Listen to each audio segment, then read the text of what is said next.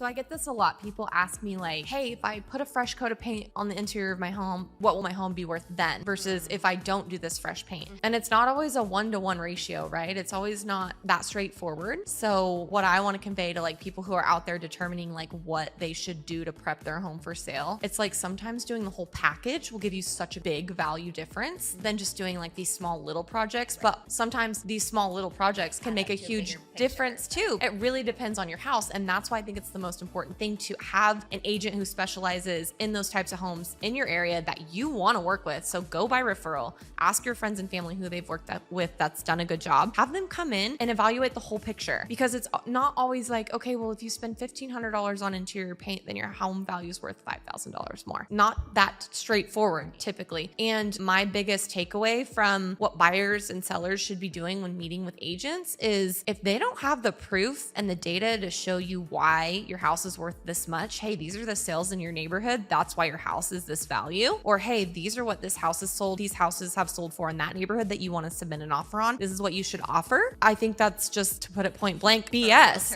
Because if a realtor is not there prepared to show you data, then I'm at a loss of words. Yeah, then they don't have any ground to stand on as far as why, in order for it to actually come to fruition, like how do you know if there's nothing to back up? Value is not a feeling.